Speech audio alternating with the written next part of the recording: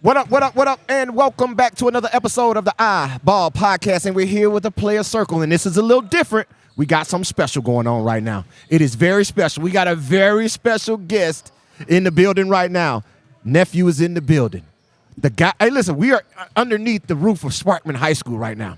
We're talking to a Sparkman legend, a UVA Wise current all freshman team in his first year, and y'all know who I'm talking about. The silent assassin, Agent Zero, my nephew, Calen Lightford. Calen, what's up, baby? Nothing much, coach. Nothing much. Just chilling. Hey, some hoops. Hey, watching some hoops, man. Kind of talk about it, man. You're back in the house that you built, man. A year and a half removed from high school, man. You'd have played a year of college basketball. Kind of talk about, before we get into how you're doing, kind of talk about this atmosphere, man. Coming back in here and seeing these guys play in front of college coaches and try to get an opportunity. You know, it's great, seeing kids, always looking for that opportunity to play at the next level. And then just for them to have it at Sparkman, Yeah. it's another great opportunity. It's just great to be here. Yeah, man. So, chill. But Calen, look, my phone ringing. I had to get it stopped. I hope y'all didn't hear that. You probably did, but it's all good. People keep calling, man. Y'all know we important over here, so people keep calling. But yeah, Calen, let's talk about it, man. How have things been for you since leaving, man? You played your freshman year at UVA Wise, Division II basketball, high-level basketball, man, and you had a very successful year. Kind of talk about it, man. How was it different for you coming out of high school into the college level? First and foremost, I'll say that the physicality, that was one thing that I had to get adjusted to. And then all the play calls and stuff. I know a lot of people, they really sleep on D2 ball. But right. D2 is real high level as well. You had some D2 teams. I know a team in my conference, Lenore Ryan, they went in early in the season and beat Louisville, an ACC team. So, D2 ball is very competitive. Nothing to sleep on for real. And here's the thing about it. People get so caught up on Division I, Division II. Right. You better understand, just because it has a 2 behind the D, it doesn't mean that there's a slack off. Like you mentioned, exactly. The guys in your league beat a high major Division I team this year. So talk about that, man. Talk about, you say the physicality was one of the things that really stood out to you. But how was it for you adjusting to the speed and physicality early on? So, I played heavy minutes my first year, so they threw me out there really. So, it was just one thing that I just had to get acclimated to, and then I got better at it as the year went on and everything. Right. So it helped that I played a lot too as well. Hey, look, what we always say, B, for a freshman, the most important stat is what? Minutes per game. MPG. Minutes per game. But yeah, Calen, I wanted to sit and ask you a question about, this was your freshman season. You had an opportunity to play a lot. Yes, sir. What is some advice that you would give to a young guy that was, in your shoes and saying, I want to play college basketball, and we're all familiar with the NCAA tournament. So a lot of times people only think it's D1 or nothing. Right. And you understand now playing Division II, hey, I'm playing Division II, I'm getting minutes, I'm getting stronger, I'm getting better. And you may or may not want to work yourself into a different situation. You might love your situation. But what I want to say, what would you say to a young player who's going through the recruiting process and maybe doesn't have the Division I? What would you tell them? Just be open to anything, treat all these coaches like you treat a D1 coach, to be honest, because just because they're at a D2, D3, NAIA, JUCO, that doesn't mean they're going to stay there. And then, like, when they transfer on to, like, a D1 or something, you'll be trying to hit them up like a D1. So then, I would just say, like, treat everybody the same, honestly, because they'll remember stuff like that, honestly. Right. Yes, sir. But it's important that the young guys understand that seeing a player like yourself coming from the state of Alabama, had a lot of success, played heavy minutes in high school, averaged a lot of points, but understanding you want to play this game at the highest level possible, and you're willing to take that path that you need to take. So just looking at the Division II level this year, how many games did you guys play this season? We played 31, I want to say. 31 games? Yes, sir, yeah. Okay, so if you had to say the day in the life of a college basketball player, how do you manage your time? Time management is a big thing. You'll have a lot of free time, but it's a matter of how you take that time, like staying in the books, getting in the gym, getting better. Like I know my day in college, I would wake up early in the morning, get some skill work in with one of my assistant coaches, then head on to class. I got like 3 classes throughout the day. Then after that, we got practice, lift.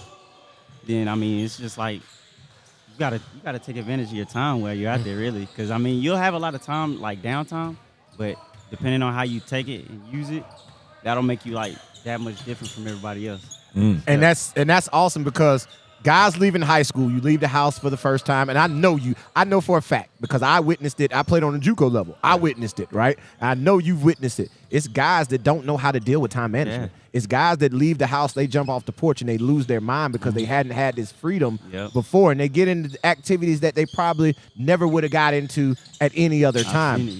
Exactly. So kind of talk about that, man. How is it for you being able to stay focused knowing that it's a lot of other stuff going on around you?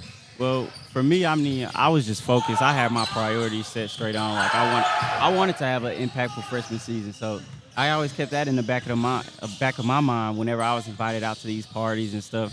When I really could have been in the gym just getting better. Now, I'm not saying don't have a social life or anything, but also just take advantage of your time, really. And that's what I did.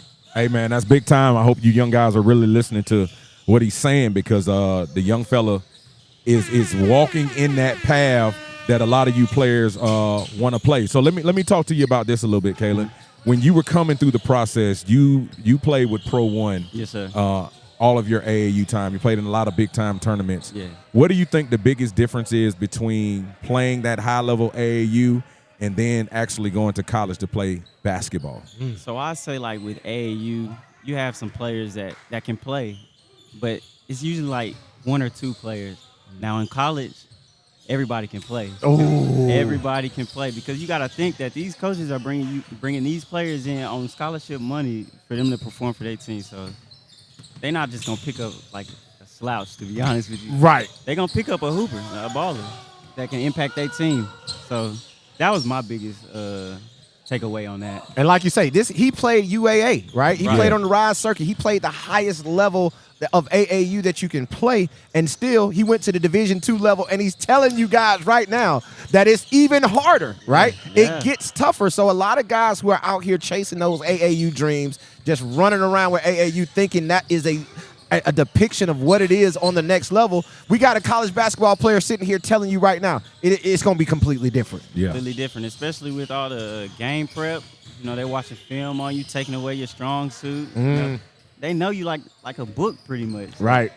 Right. And listen, hey, I remember when we played Sparkman back in the day, right? A couple years ago, we played them in the Huntsville City Classic, right?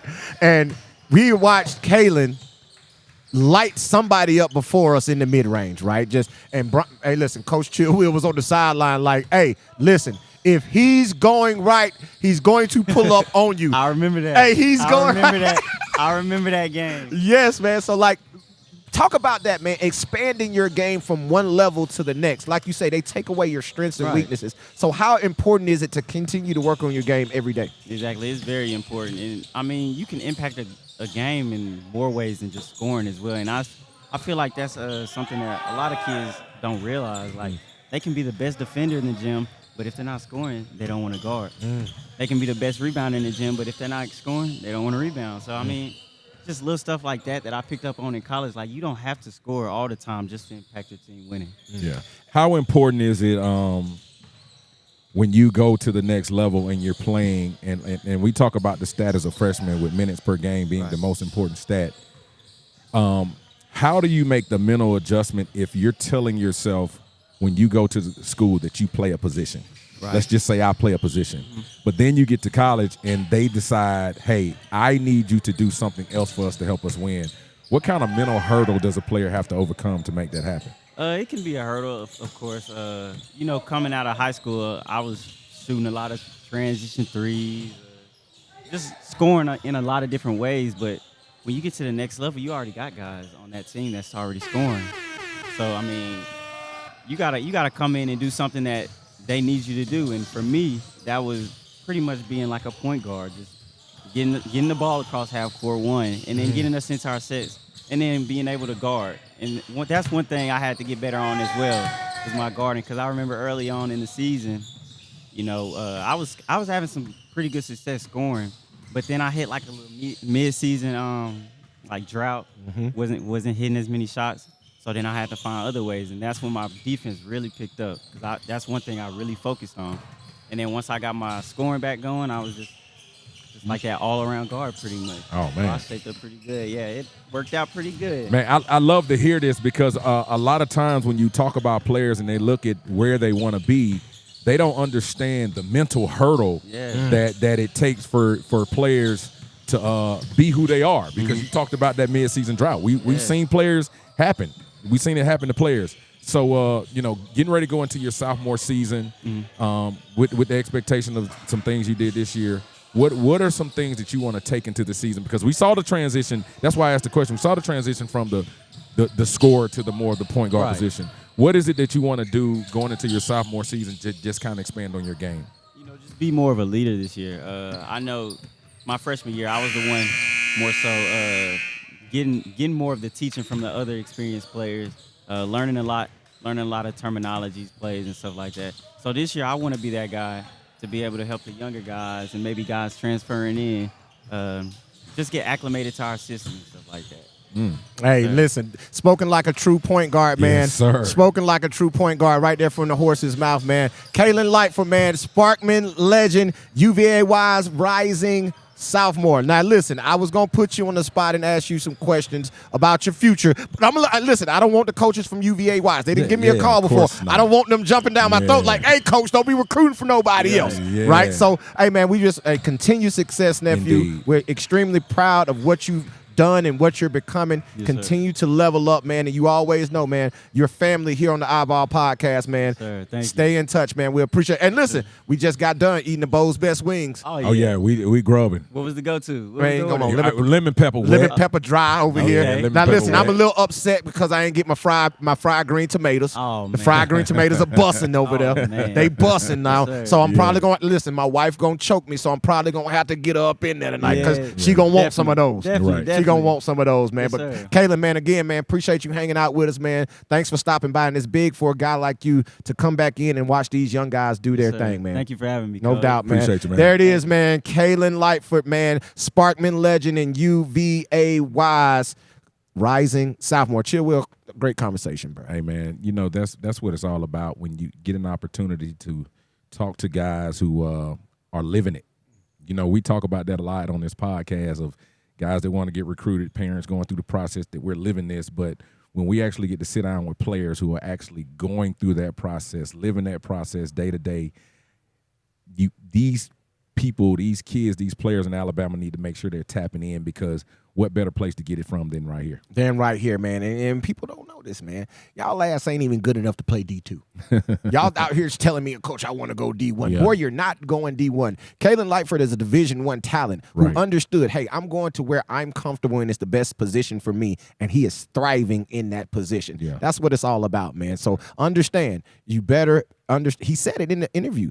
You better treat every coach the same. Every one of them. Because every coach gets another job. Coaches don't stay in places forever. Right. So as they go on and they go to other places and they get other things going down, they're going to remember you. Right. And as soon like a lot of these coaches go from head coaches on one level to assistants on the other. And as soon as they get to that spot, their head coach is going to ask them, hey, coach, what you got for me? And he's going to instantly think, it was this kid I knew 2 years ago that he's playing on a D2 level. He's been killing it on that level. Let me go get him. But you see a lot of that right now in Division I. You see guys, Division II Player of the Years. They're making the jump and they're going from Division I. Like I said, they're going Power 5. But here's the thing: not even if they listen, the Division II Player of the Year last year is in summer league right now, getting buckets. Getting buckets. Yes. So you can make it from every level, man. Just keep your head down, keep working, and stay focused, man. And I guarantee it will happen for you. But man, hey, listen, y'all know we're gonna be back, man. This is the Player Circle right here on Eyeball Radio and eyeballradio.com. We out. Peace.